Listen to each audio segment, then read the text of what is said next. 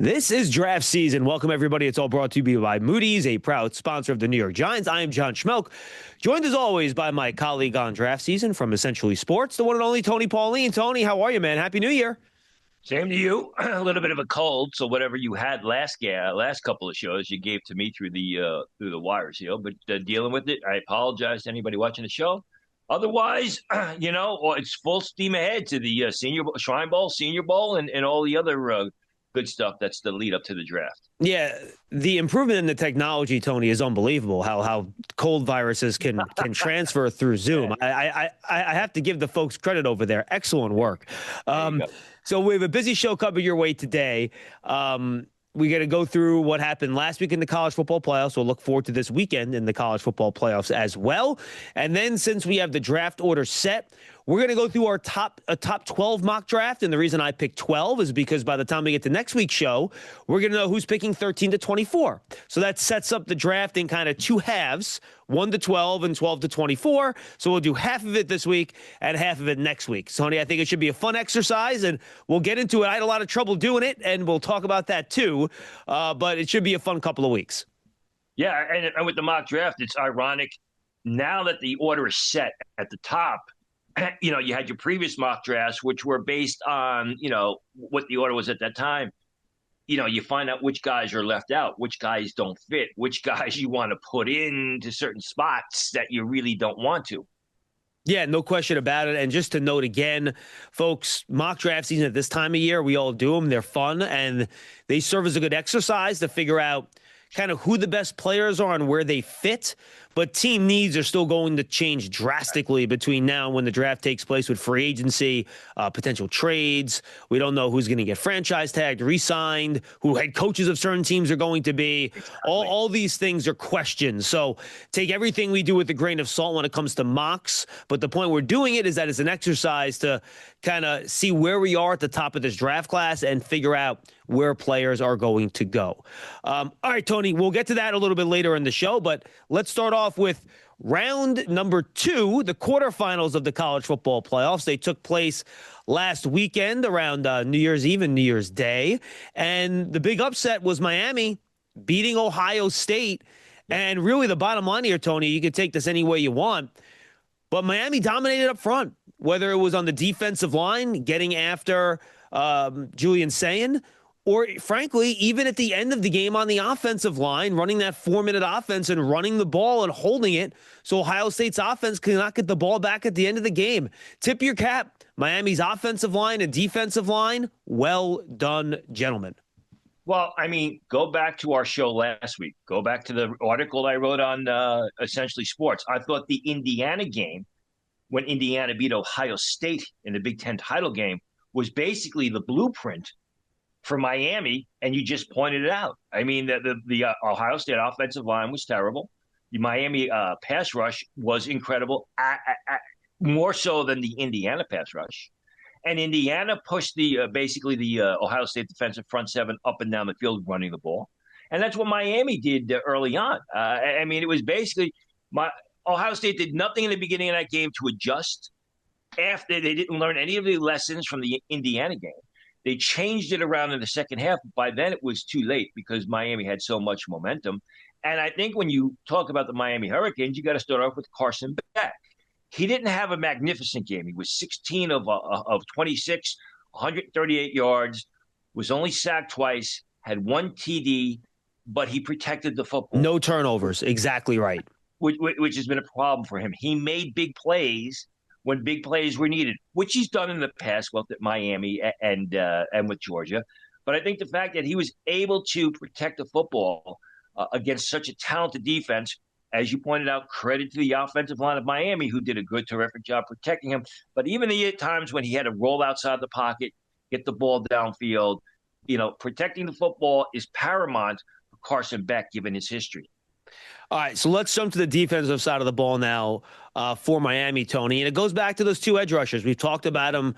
Heck, I remember in week 1 when Miami had a big game and Messidor and Akeem Messidor and Ruben Bain, were dominating on the edge. I think that was a Notre Dame game, right, when those guys were just absolutely maniacs. And we've been talking about them since week 1 of our show this year. And, man, they could not be blocked, whether Ruben Bain was lining up, kind of a 4-eye inside the offensive tackle or rushing wide. Messidor, mostly a wide rusher. They just could not block those two guys, and they were harassing Julian Sayin throughout. And he's a good quarterback. He's only a freshman. Pressure bothers him, as it would for most freshman quarterbacks. And those two guys were just phenomenal in this football game.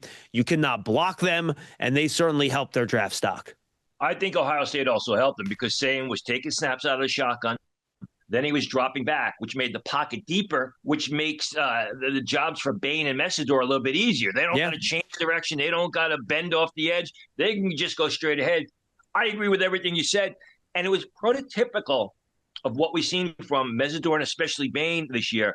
They were great. They were omnipresent. They harassed Sayin. They made him uncomfortable. He had to move his feet, move out of the pocket.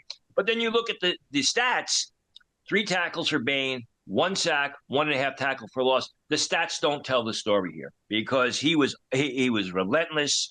They could not block him. He showed an inside move. He showed outside speed, a good change of direction. Messidor, if you watch him, I mean, he's a complete player. He's not a great athlete. He's not the athlete of Bain. He's not going to test all that well, but he's a good pass rusher.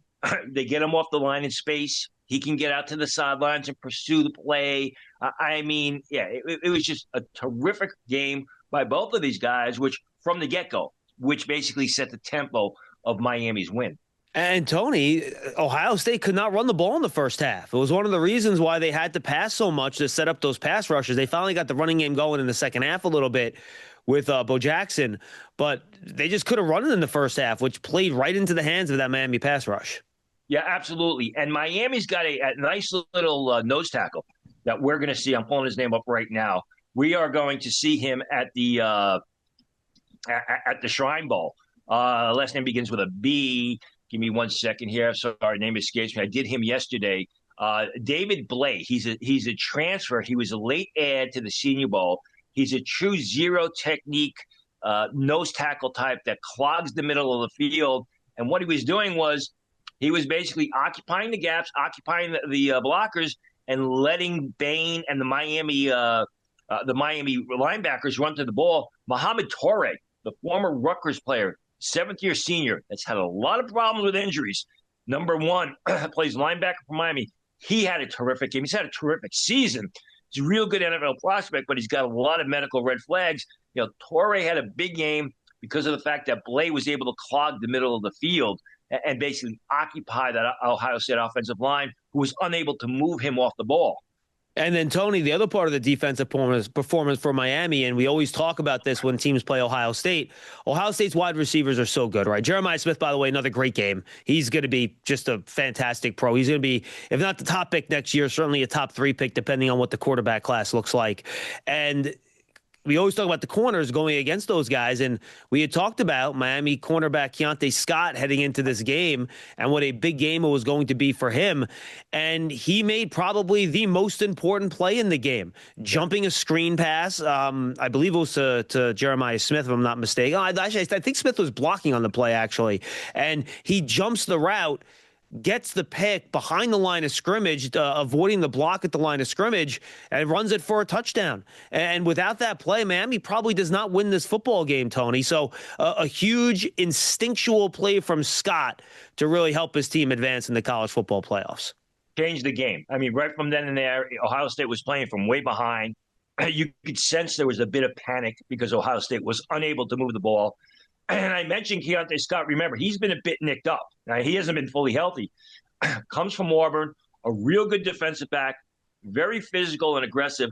If you watch the way Miami used him this year, they used him almost as a nickel back in zone coverage. He was primarily facing the action. Very few times when I watched Keontae Scott did I see him line up over the slot receiver in man coverage. And the end result is he's constantly flying up the field to defend screen throws or running plays. He's very physical. He's got terrific ball skills facing the action. Did a great job working with cornerbacks over the middle of the field. If he gets into a postseason game, depending on, 1, how far Miami goes into the playoffs, number 2, how healthy he is, it's going to be interesting to watch those one-on-ones He was always a good cornerback, always well liked in the scouting community. I mean, the one-on-ones where he's matched up in man coverage will be very telling because he's proven this year that he's an outstanding zone nickel cornerback facing the action. Good ball skills, terrific against the run and screen passes. All right, and then finally, Tony, the other big unit that we wanted to talk about from this game, and it was obviously a big conversation going in, and that was the Ohio State front seven. Whether you're talking about, Curry, McDonald, Arvell Reese, Sonny Styles, I don't think they played poorly, but they also didn't make enough big plays really to turn the game. And I mentioned it before, Miami got the ball back. Ohio State scored late. They need to create a 3-and-out to get the ball back, with a chance to tie the game late. And Miami just ran the ball. And Fletcher had a couple really nice runs late in that game, and they closed out the game. And Ohio State's offense never had a chance to really get back on the field. I mean, no big impact plays. I mean, they were not good against Indiana. Arvell Reese was basically non-existent. They were a little bit better against Miami, but they didn't make the plays when they needed to. Arvell Reese made 7 tackles, but did you really see him during the game? Caden McDonald had 8 tackles. He had that 1 sack, but again, when they needed to make a big play against Carson Beck and basically disrupt his timing or get into his face or make him uncomfortable, they weren't able to do it. And as far as I'm concerned, this is the second game in a row. I don't think it's going to change the needle as far as these guys' draft stock, but it is a topic of conversation. Yeah, and then Sonny Styles was solid as he always is. But again, just no. Yeah, exactly. But just no big plays. All right, Tony, let's go to Oregon and Texas Tech now. Oregon advances. They defeat Texas Tech. And obviously a really big matchup with Isaiah World, one of your favorites, against 2 Texas Tech edge rushers that are really good, with Bailey and Romello Height. Thank you, Romello Heights. And boy, World had issues, man. He had just trouble staying in front of those guys coming around the edge.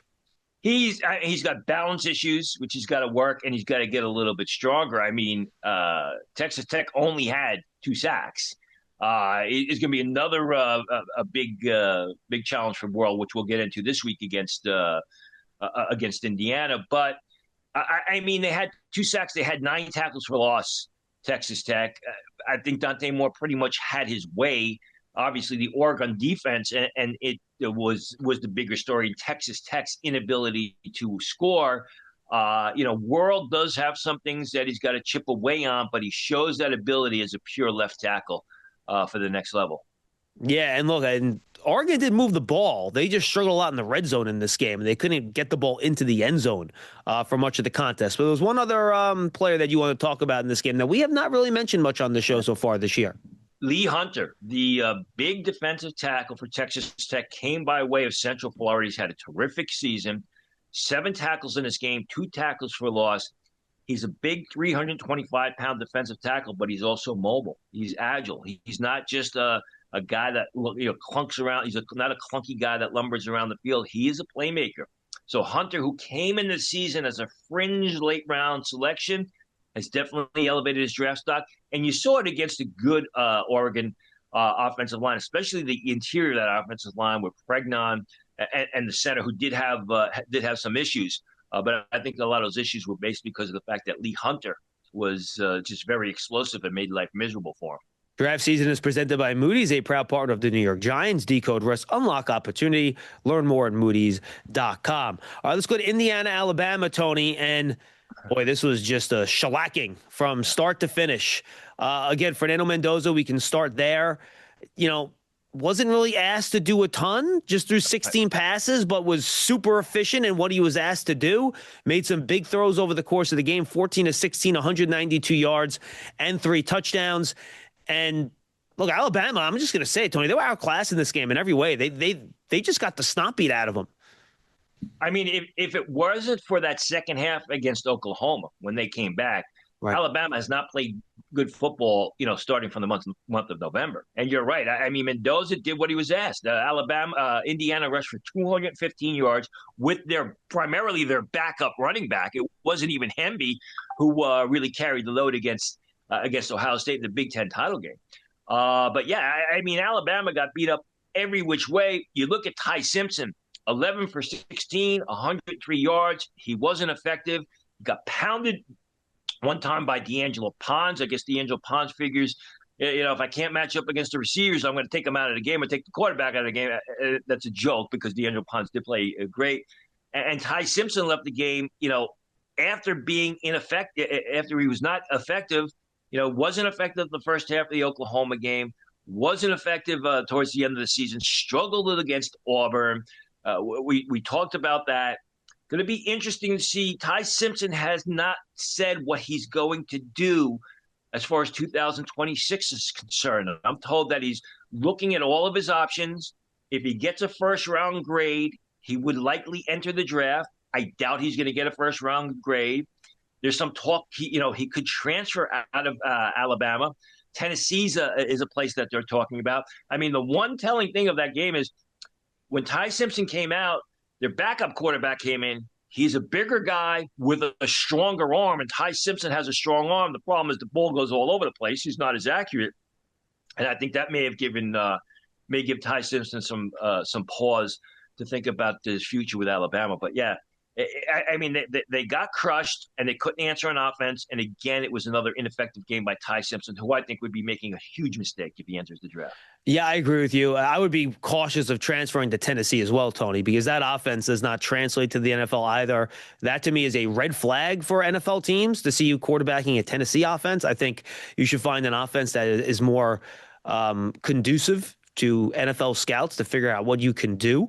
But yeah, I'm with you. I'd be very surprised. He has not played well except for that second half of that Oklahoma game for a good month and a half. So, and then to your point, the Alabama backup, that's a really young, high recruit that they have really high hopes for. So I think they want to kind of roll him out there as well, sooner rather than later if you're Alabama. All right. Other players in this game, Tony, we talked about Mendoza. We talked about Simpson. Anyone else either on the offensive lines or defensive lines you want to mention? Well, you got to talk about Pat Coogan, the Notre Dame transfer, the Indiana guard, who was the Rose Bowl MVP, and that was a great way to I don't know if anybody watched the end of the game. The way they announced the MVP, they made it seem like Fernando Mendoza was going to win the award, and then they gave it to Pat Coogan. Pat Coogan's a very serviceable lineman. He's not really big, he's not really athletic, but he's smart, he's tough. He gets absolutely everything he can from his ability. If he's drafted, it's going to be in the late rounds. I think he's one of those guys that, is going to be overlooked because he's not going to test well, but he's just a very workman-like sort of lineman who's smart and gets the maximum from his ability. And he's shown it for the past 2 years. I mean, there's just been better talent playing around him. You play with a Heisman Trophy quarterback, you kind of get lost in the shuffle. But he was terrific against, an Alabama defensive line that's got some talent up front. Where are you at on Caden Proctor, Tony? I thought that, I thought he struggled. I still think he's a right tackle. I think because tackle is a priority position, he's going to end up in the late first round unless he bombs at the combine. I'm going to hold off about putting him in at guard. Has he? I didn't see his name on the Senior Bowl list yet. Maybe he's there. But again, I mean, the Indiana Mikel Camera and the way Indiana runs their defense with all the stunts and the twists and the blitzes coming all over the place is a big challenge for everybody. He wasn't great, but I don't think he's ever going to be a left tackle in the NFL. Yeah, no, I'm with you on that. All right, Tony, let's go to Georgia and Mississippi now. And the big story now is Ole Miss. I think they're going to have two of the assistants, including Charlie Wise Jr., and I think the running backs coach are the two coaches that will continue to coach there. Charlie Wise Jr., obviously their play caller. And, boy, they put on a show offensively, man. They beat Georgia. Trinidad Chambliss, the second half was phenomenal. 30 of 46, 362 yards, a couple touchdowns, some very creative plays in the pocket, thrown to two wide receivers that had big games as well. I mean, Chambliss, he just gets better and better. I mean, it's sad that it's not sad. It's just he's under 6 foot tall, which is going to knock him down some draft boards. But I mean, this guy is a playmaker, and he continually answers the call, and he does a terrific job. And you got to remember, there were a lot of drop passes in the first half by Mississippi. The tight end, Daquan Wright, dropped a pass, And then as Mississippi's driving at the end of the first half to kick a field goal, he catches the ball. He keeps the play in bounds. The clock runs out. The Chambliss doesn't get down on his guys. He just continually leads them down the field. I mean, he's going to be an interesting guy to scout. It's going to be an interesting story. Does he go late first round? Is he a day two pick? I mean, he's got all the talent in the world. It's just that, excuse me, the measurables, he just doesn't measure up because he's not going to be 6 foot tall, which is going to knock him down some teams' draft boards. I love the play of their receivers, Harris and Wallace. 9 receptions, 156 yards for 1 TD. Penn State transfer. He shows terrific speed. He's been a little bit spotty this year, but when he's on his game, he is a really good receiver. Graded by scouts as a third-round pick coming into the season. I think he showed that during the Sugar Bowl. Dejuan Stribling, the Oklahoma State transfer, came into the season with second-round grades from scouts, was a bit disappointing, but in that game, he had 7 receptions for 122 yards, made that big play late in the game that got Mississippi into field goal range. He's a big, taller possession-type wideout with usually reliable hands. The production wasn't there this year, so it'll be interesting to see what scouts' take is on that. I still think with the receiver position looking the way it is, you're still looking at a potential late day 2 pick with Stribling. And how about Wallace, Tony? Do you think he's a day 3 guy, day 2 guy? Where do you think he winds up? I mean, I think he is a third-round prospect that's probably going to end up in the 4th round. I think he's going to test very well. When he's on his game, like I said, I was surprised that Penn State didn't try harder to keep him with Drew Allar there. And he was productive in spots this year. I think he's going to end up in the 4th round. I think he's third-round talent. I think what's going to happen is he'll test reasonably well. And then during combine interviews, they're going to ask him what happened. Why wasn't he consistently productive in 2025? And by the way, I should mention, too, in Trinidad Chambliss, Tony, there's a chance he still goes back to school. He's waiting on word from the NCAA as to whether or not he has 1 more year of eligibility. He's already told Miss that's where he's going to go back to. They'll probably know that by the end of the week, I think is kind of what the reporting has been. I heard not very optimistic last week. This week, there seems to be a little bit more optimism that he might end up getting another year of eligibility. So we'll have to wait and see whether or not he actually winds up in the draft or not. And, Tony, you just talked 2 wide receivers on Ole Miss. Georgia wide receiver announced for the draft, Zachariah Branch, 8 catches, 67 yards, and a touchdown, a couple of punt returns as well. What's your outlook for him? Smaller guy, slot receiver, gadget player, return specialist. I think he could maybe be a day 2 choice. He's not going to fit all systems because of the lack of size, a la Trinidad Chambliss. But he's a bit of a playmaker, and he was probably the most consistent threat throughout the year for Georgia. You're going to have to line him up in the slot. You're going to have to line him up backed off the line of scrimmage to keep him off of press coverage. But he brings a lot of different things. You can run it. You can use him on reverses. You can use him as obviously as a return specialist, which is going to be attractive for teams. And then, Tony, a big man on the Ole Miss defense that had you excited. Yeah, Xavier Harris, who scouts had highly graded, not too many highly graded players on the Mississippi defense. 10 tackles, 1 tackle for loss, 1 pass breakup. He's 6'7". He's 340 pounds. He actually plays more athletic than he does like a big man. He's not an consistently overpowering defensive tackle, but he's got great upside. Scouts graded him as a day 2 pick. I mean, his play is more day 3, but with the weakness at the defensive tackle position this year and the fact that those guys are so highly sought out, I could see a team really falling in love with his potential and the flashes he's shown, and maybe he ends up in the second day of the draft. My sense, Tony, and you could correct me if I'm wrong, because you're obviously way deeper into this than I am. I've only kind of, I'm top 100-ish or whatever. I feel like there's actually a decent number of nose tackles in this year's draft, more than you have those kind of smallish 3 technique pass rusher types. Do you think that's accurate? Yeah, and we're going to see one at the Senior Bowl with Dom Orange, the big guy from Iowa State. So yeah, there are a lot of 0 technique types here and nose tackle types. I'm looking at my board right now. Christian Miller of Georgia is another one of those guys potentially. Caden McDonald, who we talked about, right?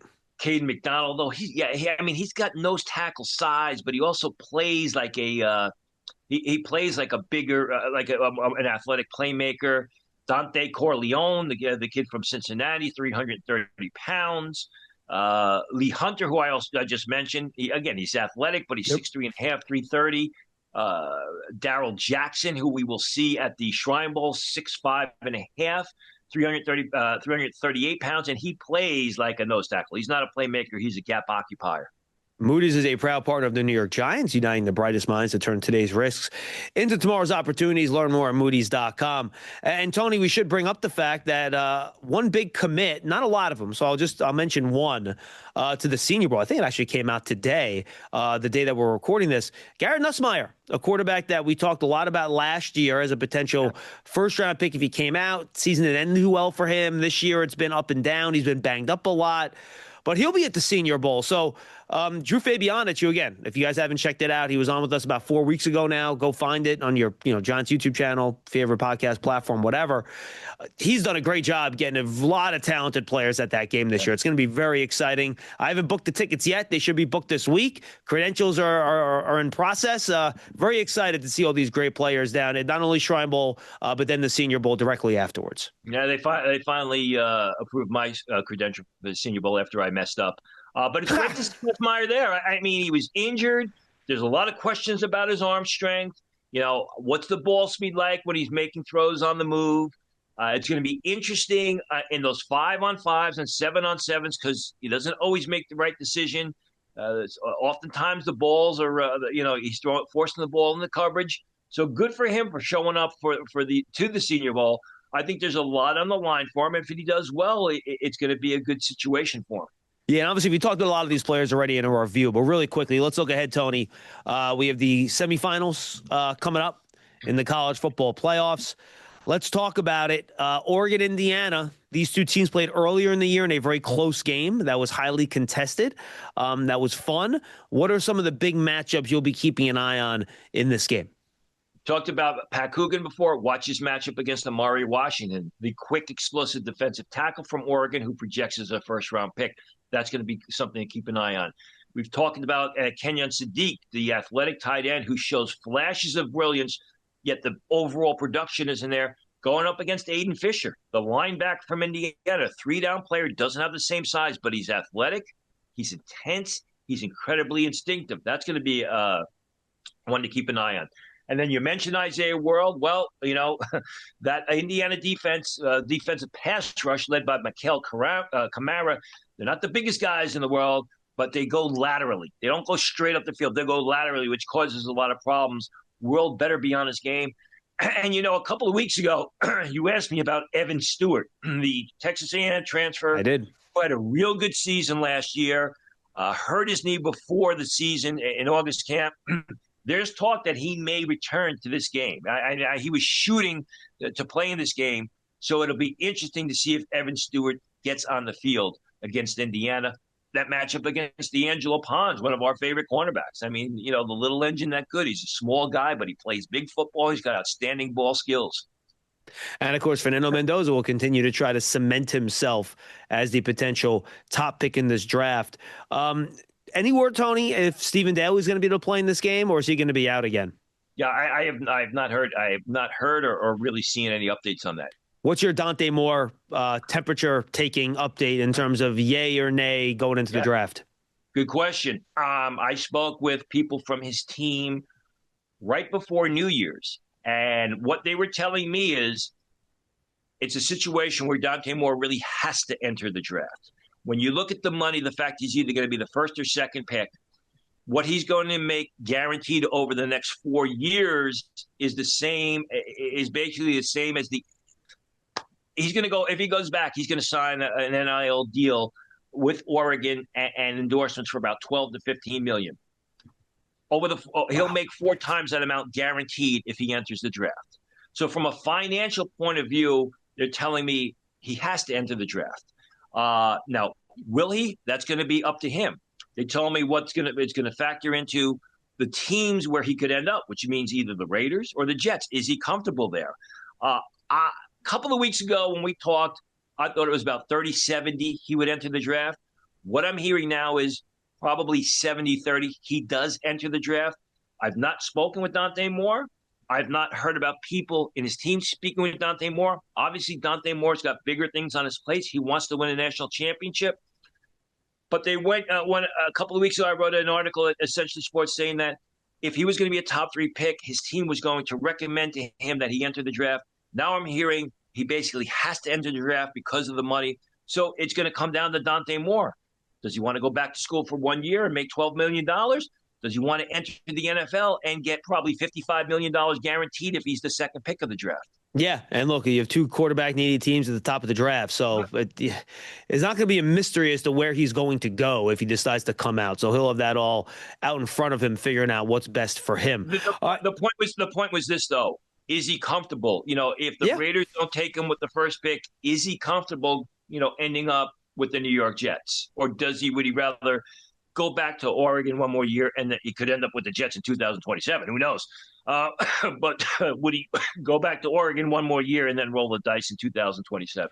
Yeah, there was a fake meme rolling out there the other day that someone claimed Dante Moore put something on Instagram about not wanting to go to the Jets. That turned out to be fake, by the way. So if anybody saw that and they didn't see the fact that it was fake, it was fake. So there's nothing out there in terms of that. And we'll have our mock draft in a little bit. We'll see who those teams end up taking. Another former draft analyst from ESPN that said no player in the draft wants to play for the New York Jets. That's not true at all. Listen, the Jets deserve a lot of criticism. I criticize them all the time. But no team is saying, I don't want to. No player is saying, I don't want to play for the New York Jets. It's just so when you're Dante Moore at the top and you have options and you could stay in school another year and make $12 to $15 million, that option is open to you now these days. All right, now let's go to the other game, Tony. Ole Miss and Miami, another really good matchup. And again, we're going to have a Miami pass rush trying to shut down a very explosive pass game in Ole Miss. Well, you have to see how Trinidad Chambliss, reacts to the pass rush now. Is he still able to make the same type of plays? Is he still able to get out of trouble? And one guy to keep an eye on is Mississippi left tackle Diego Pons. Diego Pons was the blindside protector for Drake May 3 years ago, and he was fantastic. He's sort of like your the kid from the left tackle from Alabama you mentioned before. Proctor. Name escapes me because it was cold. In Proctor. a sense, he is Proctor, right? Caden Proctor. He is a college left tackle who projects to the right side. He's big, he's powerful, but he's a little bit clunky. I mean, this is a matchup that Ruben Bain and Akeem Mesidor can exploit. Pons is a good late round pick. He's a big, strong guy. He'll be able to make a name for himself as a pass protector, like he did when he was blocking for Drake May, if he's able to slow down Bain and Mesidor when he's lined up across them. Yeah, absolutely. That'll be fun to watch. And by the way, D'Angelo Pounds, let me tell you that again. D'Angelo Pons and Diego Pounds, two very different players, but they're very similar in terms of how they are pronounced. Yes. Fans should keep that in mind moving forward. And then again, Keontae Scott will have a chance against 2 wide receivers we mentioned, Tony, that had really big games last week. Going to be interesting to watch this. I mean, Stribling of Mississippi, DeZaun Stribling has a size advantage. Wallace may have a speed advantage.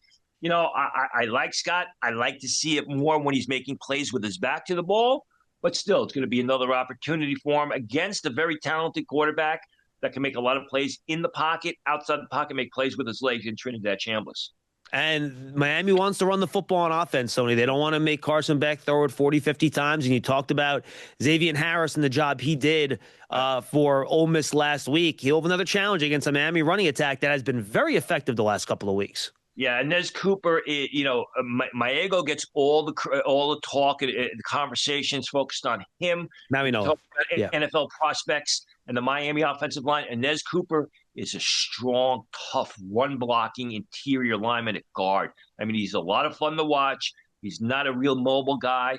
But the matchup against Harris, again, it's a chance for him, like Diego Pounds, of Mississippi, to kind of put his stamp on this game if he's able to take Harris out of the game and open up those running lanes for Mark Fletcher.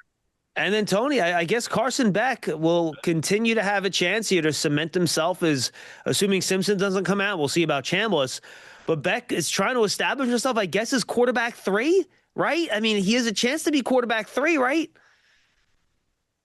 Maybe. Listen, last year when Will Howard went through the playoffs and took Ohio State to a national championship and played relatively well, people were talking about him as a day two pick. There's a lot. Listen, good for Carson Beck. He's done terrific. I think if he's the number three quarterback, it's because there's not a lot of talent after your top two guys. Well, that might be true. you, you know, I mean, Garrett Nussmeier, who we just talked about. I happen to like Talon Green.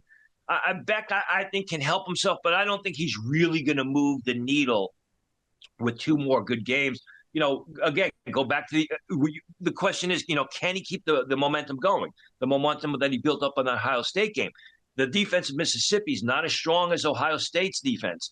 But he didn't carry the team because he didn't have to, whether it be against Texas A&M the first week or whether it be Ohio State. But still, you want him to see him protect the ball. That's what he has to do. Yeah, look, no question about it. And again, by the way, when I say quarterback 3, Tony, I don't mean like end the first round or even day 2. Quarterback 3 in this draft could be a round 4 pick with the way it falls off a cliff after you get past the top 2 guys, right? Well, yeah. I mean, is Nussmeier a day 2 pick? I happen to like Talon Green of Arkansas, who is going to be at the Senior Bowl. I think he can be a day 2 pick. And then it's Carson Beck. I mean, unless you're Trinidad Chambliss, you're going to have to wait and see. I think Correct. Trinidad Chambliss, if he enters the draft, he probably is going to be quarterback 3 because of the lack of numbers, the lack of quality there. I completely agree with that. Don't forget that Moody's is a proud sponsor of the New York Football Giants, uniting the brightest minds. Turning today's risks and tomorrow's opportunities, Moody's.com. Check it out. All right, Tony, let's get to our mock draft here. As long as there's nothing else you want to touch on before we get to the mock, you got anything else for me or no? That's it. All right, let's do it. So we decided to kind of each do our own top 12s here, and we'll kind of compare them and see what they look like. As I mentioned earlier, Tony, I had a lot of trouble with this, Tony, because I keep getting to players and I'm like, I don't really think they're true top 10 players, but I have to fill spots in the top 10. And that starts at like pick 5, which is kind of funny because a lot of the guys that I think are true top 10 talents are not at priority positions for a lot of these teams, like, safety, inside linebacker, running back. But they got to go in because that's what the nature of this draft class is. So let's start it off here. My guess is that our top 2 are going to be very similar. So we could probably go through those very quickly. I'll go first. Raiders, Fernando Mendoza. I think Tom Brady will like him. And, it sure sounds like that, the Raiders, they let go of Pete Carroll. It sounds like they're targeting a Brian Flores, Brian Dable combination as quarterback and as rather head coach and offensive coordinator. Brian Dable does tend to like quarterbacks that are a little bit more mobile. So I wonder how he'll view Moore versus Mendoza if Moore comes out. But I think for now you have to go chalk and put Mendoza on the Raiders, though I would not write that in pen. I wanted to put Dante Moore as the number 1 pick, but then I thought a week ago before he was fired, I posted an article on Essentially Sports that everybody was telling me Pete Carroll is going to get fired and Tom Brady is going to have a huge say in what goes on with the Raiders. He's a minority owner. Sure sounds that way. When I thought about it is, which quarterback is more like Tom Brady in this draft, Fernando Mendoza or Dante Moore? And from an on-the-field play, from a physical skill ability, from just the way he carries himself, it's much more so Fernando Mendoza. And, Dable may you prefer the mobile quarterbacks. Fernando Mendoza isn't immobile. Now, he's just not as mobile as Dante Moore. He's not a guy that's a sitting duck back there. He can't pick up yardage with his legs. So I think when you look at, obviously, the needs, you look at, Tom Brady's going to have a huge say. I think it's going to be Fernando Mendoza as well. And then the Jets with Dante Moore. Yeah, I have the Jets with Dante Moore as well. Again, we'll see if he ends up coming out. I'd be surprised if he didn't at this point. And Tony, look, that to me is a big deal for the Jets because they amassed all these picks and now they don't have to trade some of them away to acquire the quarterback. And, who knows if Dante Moore is going to be the guy. The Jets obviously have struggled throughout their franchise history of drafting the right quarterback and turning him into a franchise guy. But the fact that you can just make the pick and not deal all that extra draft capital that you can now use to surround the quarterback with good players. You already have a pretty good offensive line. You have one good, really wide receiver in Garrett Wilson. Maybe you draft another one this year. So if they get more with the second pick, Tony, they can build and they have Mason Taylor, a tight end who they like. They can build a pretty good offensive infrastructure around the rookie quarterback, I think, to give him a good chance to succeed there, which was not the case for their past couple rookie quarterbacks, Zach Wilson and Sam Darnold, when they had nothing good going around those two guys. I'm going to agree with you and disagree with you. I agree with you that this is like having the second pick is like manna from heaven, as they say for the New Yeah. York Jets. I mean, 3 weeks ago, Jet fans are beating themselves up. Oh, why did we beat Cleveland? We're going to lose out on a quarterback. And then 2 Sundays ago, the Giants and the Raiders are battling out for the first pick of the draft. And here it is, the end of the regular season. The Jets have the second pick. So they basically losing all those games, the end of the season by 20 plus points. Basically, they end up with the second pick. I don't know that the Jets have selected the wrong quarterbacks. I think the Jets have selected the wrong coaches. I think the Jets don't get the proper people in there to develop the quarterback. That's fair. That's fair, Tony. The fact of the matter is Sam Darnold, who was a bust in New York, is now quarterbacking the number one seed in the NFC. Yeah, that's a good point. Geno Smith had some success post New York Jets career. So my concern is not so much Dante Moore. My concern is the culture with the New York Jets and their inability to develop a quarterback. I mean, the last time they developed a quarterback was Kenny O'Brien in the 80s. They had fleeting success with Chad Pennington. They had fleeting success with Mark Sanchez. They just don't seem to have that equation when it comes to the signal caller. I do like the player. Again, I like the offensive line, though. You have Garrett Wilson. Right. And we'll see if Breece Hall comes back or not. So I think the infrastructure is there. They have a shot, but you're right. We'll see if the Jets can figure that out. All right, pick number 3, Tony. I'll take this one. I really wanted to give the Cardinals a right tackle. In fact, I had Spencer Fano in this spot. Yep. But then I looked at it and I'm like, you have the chance to pick the first non-quarterback in the draft. I have to give you the one that I think is the best. And it's not like the Cardinals can't use a linebacker or an edge player. They need a lot of help on defense, too. So I gave him Arvell Reese as much as I thought about giving him Spencer Fano here. I agree with you about the offensive tackle, but you can't put any of those offensive tackles. No, I agree. And the fact is, we don't know, number one, who's going to be coaching the Cardinals. We don't even know if Kyler Murray is going to be the quarterback for the Cardinals. I would say probably not, right? Which makes another hole on the offensive side of the ball. I stayed true to my board. I looked at their needs on offense. I went with Jeremiah Love. They need a running back. They need a playmaker. excuse me. Playing in warm weather is going to be very good for him. He's just an explosive guy. He's a 3-down back. He's a terrific pass catcher out of the backfield. You shouldn't have. Listen, this guy's a playmaker. This guy makes the offense better from day one. There's just so many questions about the Cardinals that remain unanswered between now and draft day.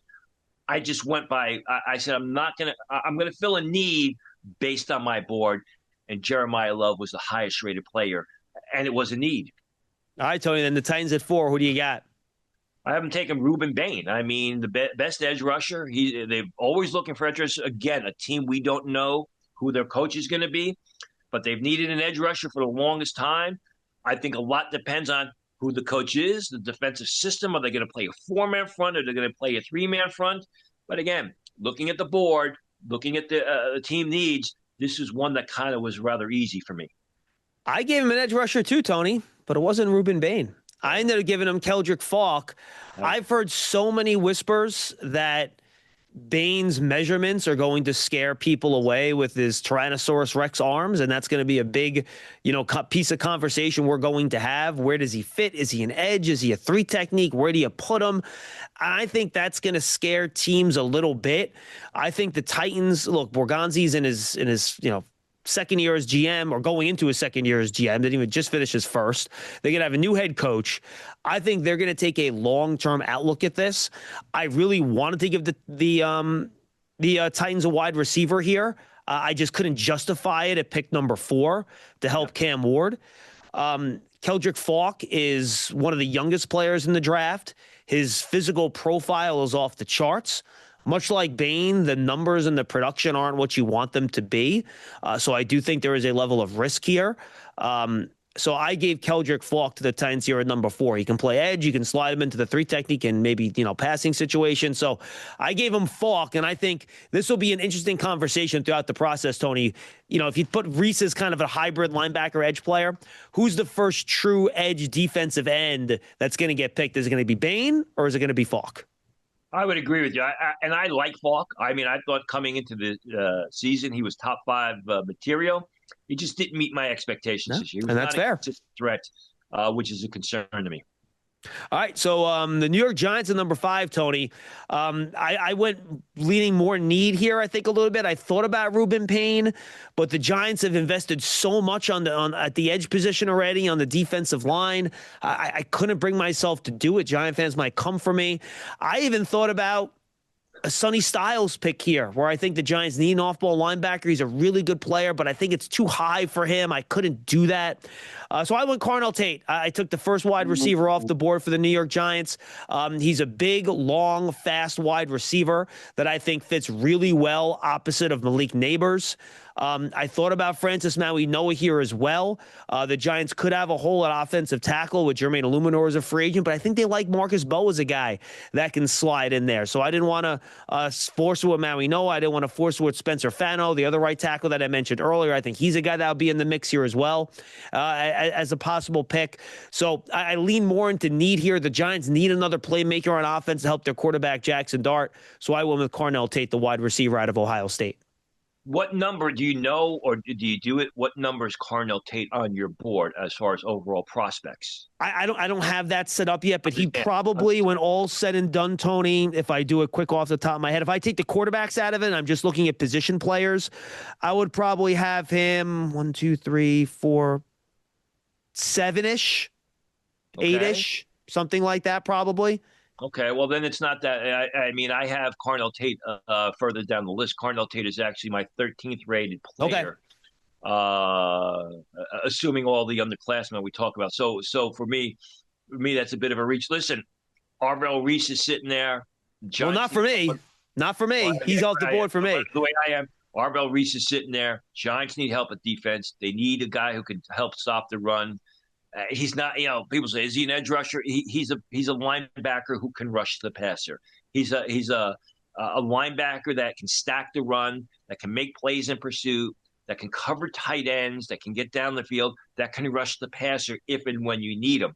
So I'm not drafting an edge rusher here. I'm drafting a linebacker that can rush the passer if and when you need him, which isn't a need for the Giants, but they're getting a 3-down player at the linebacker position. 3rd and 5. You can keep him on the field to cover running backs out of the backfield, to stay with tight ends down the field, or if you want to blitz him, he'll do a good job for you there.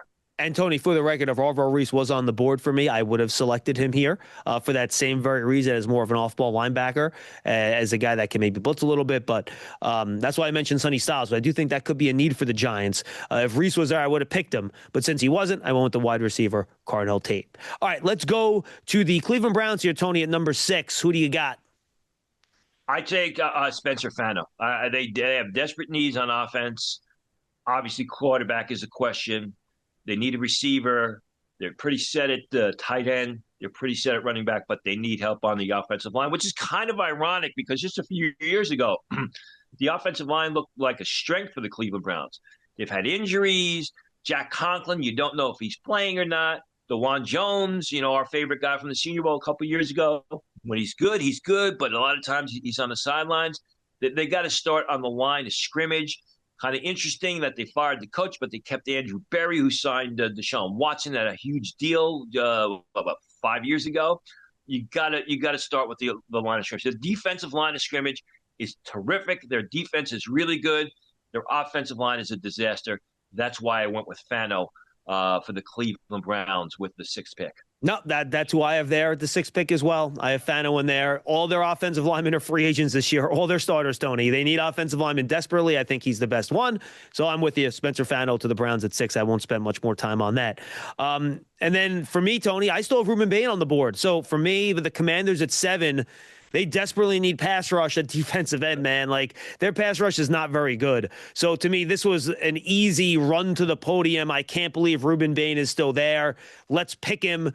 The Commanders will walk away with Ruben Bain, who plays with a, high energy, violent style. I think Dan Quinn will really like, and I think it will appeal to him.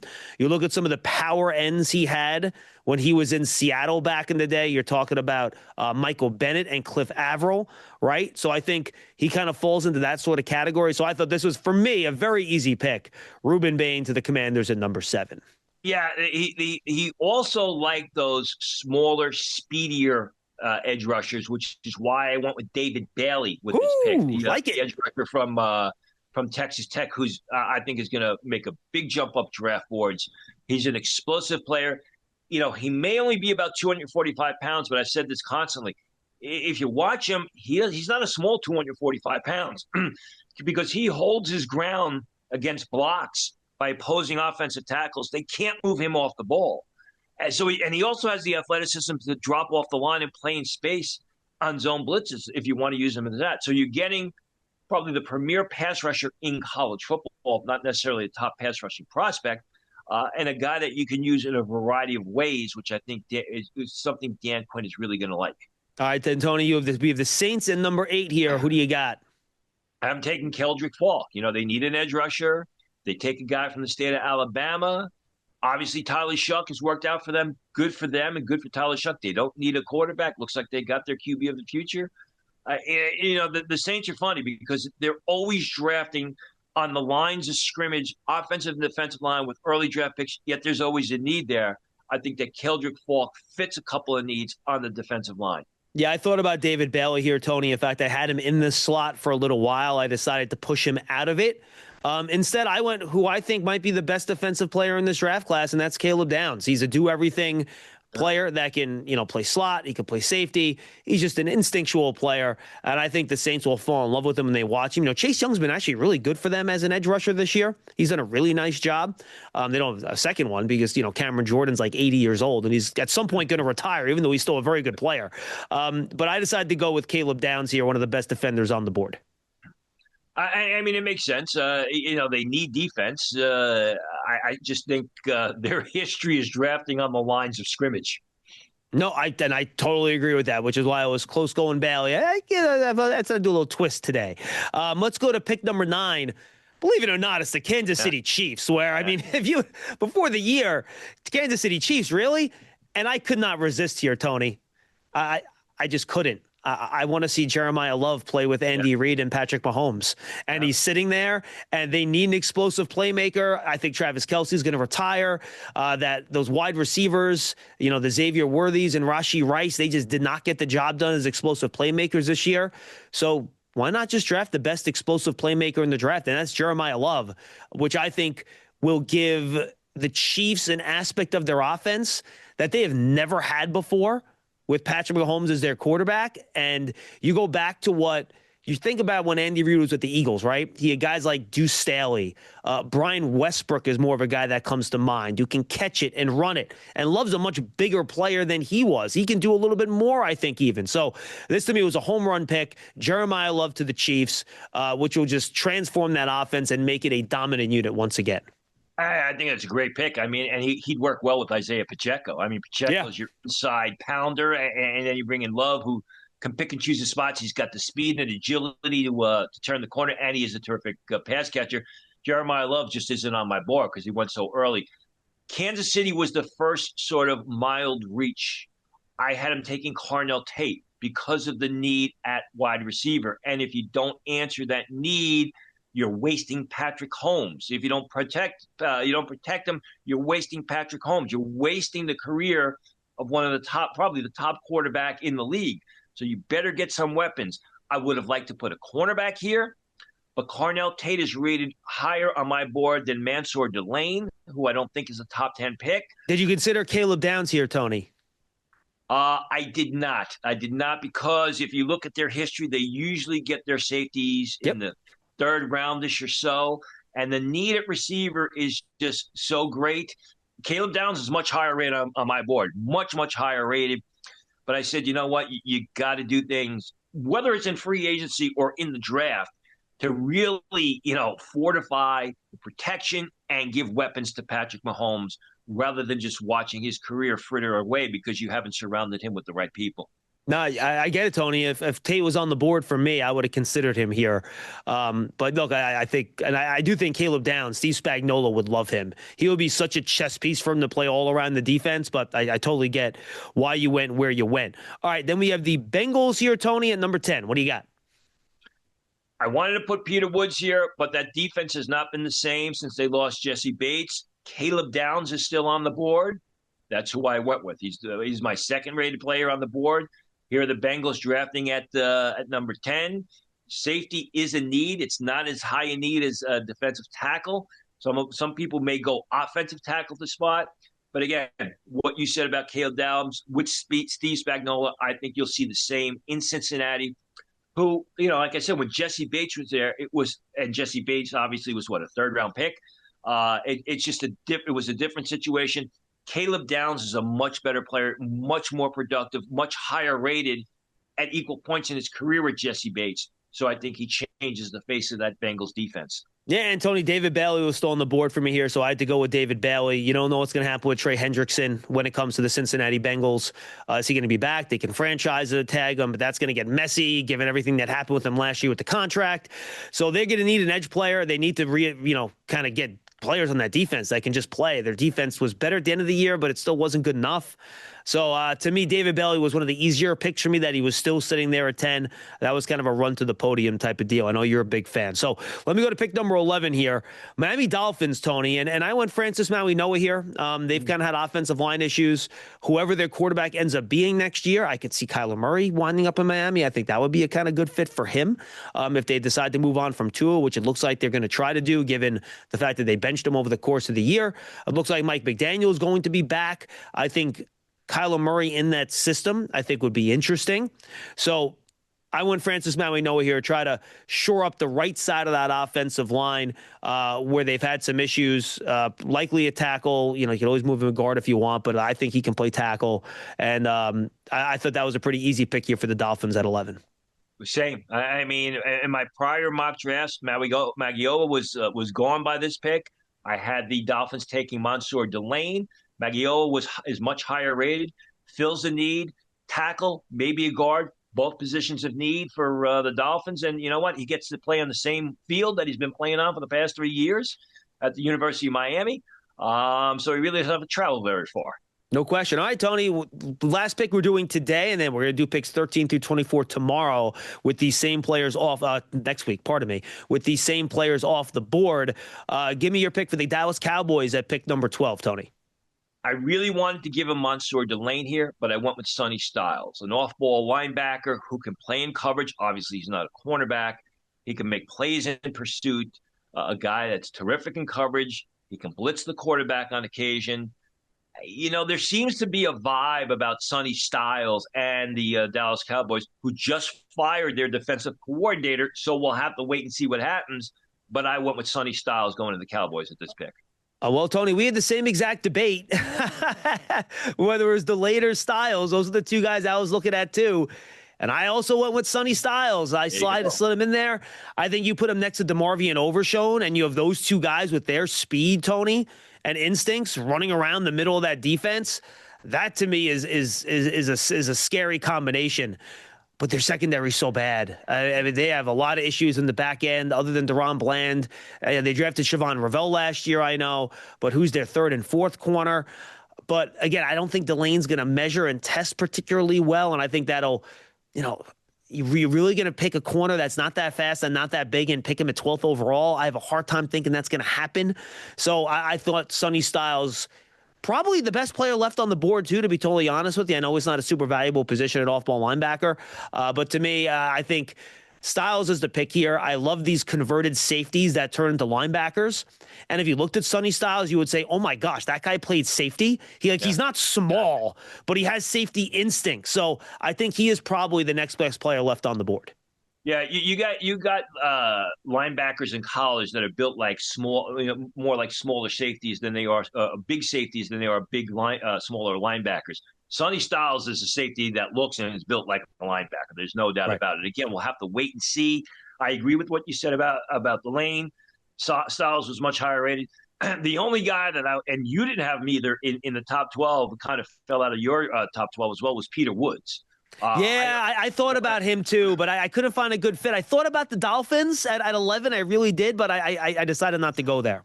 Yeah, I can't see the Dolphins, especially if they took a defensive tackle in the middle of first round last year, going back at that That's a spot. good I thought point. maybe Cincinnati, because I've had them in my past two mock drafts going to Cincinnati, but Caleb Downs falling. So again, the point is this: is now that the order is set, it's kind of interesting to see how these players fall because we know what's going to happen moving forward. And I mean, it's going to be interesting to see. I don't do trades in my mock draft unless I Right. hear about them right before the draft. It's going to be interesting. I look at the top 12.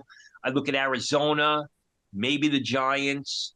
I look at Kansas City. I mean, these are teams that are very likely to look to trade down out of the top 10, out of the top 12.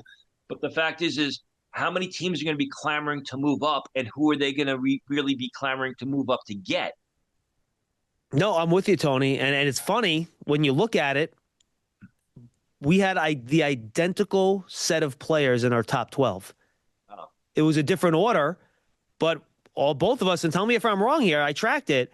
right. Mendoza, Moore, Reese, Falk, Tate, Fano, Bain, Downs, Love, Bailey, Maui, Noah, Styles. Good. So we had to say in a draft where, and we did not compare notes, folks, before the show. I promised you that. In a year where I think the top 10 is very jumbled, is the word I'll use. The fact that we had the same 12 players in our top 12, I think is pretty amazing and quite surprising, to be honest with you. Some people will say great minds think alike. Other people will say that's really creepy. Yeah, or that both of us are just morons and we don't know what we're doing, and we were on the same page that way. It could be that too. So again, next week we'll have picks 13 through 24 as we continue this mock draft, because then we will have the draft order set through the 24th pick. And then we will also preview the college football playoff finals and look back at the semis. Tony, always fun, my friend. Enjoy your week. We'll talk next week. Look forward to it, John. That's Draft Season presented by Moody's, a proud sponsor of the New York Football Giants. For Tony Pauline from Essentially Sports, I am John Schmelk. Of course, check out all of Tony's content as well as we move forward here, and check out all of our coverage of the New York Football Giants on our YouTube channel, Giants.com, your favorite podcast platform. Subscribe to the podcast. Thanks for being with us. We'll see you next time, everybody.